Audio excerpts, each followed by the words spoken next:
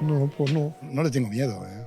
No me hace mucha gracia. Todos nos tendrán que morir, ¿eh? Pero el amor como una cosa natural. ¿Y cómo se encuentra? Hombre, bien, cuidando a mi mujer. Si muriera, yo también quería morir. El caso que cuando estoy mala digo, ¿y para qué viví tanto? Pero luego digo, no me quiero morir, Dios mío, no quiero. Lo important és que algú, ni que sigui una persona, et recordi amb estimació. És un moment de la vida, però és un moment també per acomiadar i donar gràcies per haver-lo tingut, depèn de com tu miris. Els índios americans, quan mor algú, riuen, fan una festa, i quan neix algú ploren, depèn de la cultura. Però aquí a Andorra, per tradició, es va a missa. Es va a missa. Potser a vegades no es fa una missa, es fa un responso, que és a dir, és una mica més curt, però se segueix fent aquest ritual. Sí. De moment encara estem al 80% en missa i un 20% en civil.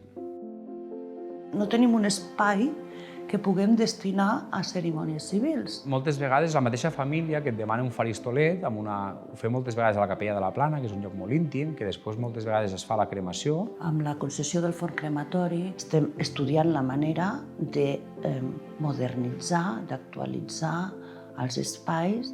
Volem impulsar una mica les cerimònies civils. Amb el món funerari també ens hem de reciclar.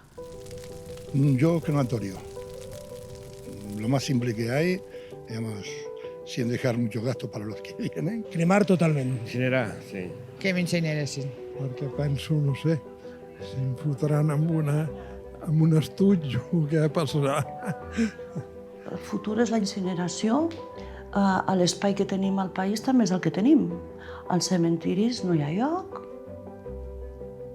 És complicat, és molt complicat. No és incineració, és cremació. Tècnicament la gent diu incineració, però la paraula clau és una cremació. Andorra és un dels països que evoluciona en aquest sentit. A la mitja europea estem sobre el 60, aquí estem al 70. Població molt jove, immigrant, també, i ens estem modernitzant una mica. A compte que cada vegada hi ha més espais de nínxols, són amb un preu cada vegada més elevat. Cada parròquia té els seus preus, però un nínxol per menys de 1.000 euros no ho trobes. Llavors, la incineració són 600 euros amb la urna. Són 400 euros menys que la gent s'ho miren, sí que s'ho miren molt. Quina és la mitjana del cost d'un enterrament? Nosaltres estem sobre una línia d'uns 3.000-3.500 euros. La caixa que la cremis o l'enterris, la finalitat és la mateixa. Dure el que dure al moment del tanatori, de la cerimònia. Tens games de tot perquè tens gent per tot, però també t'has de saber adaptar a la gent.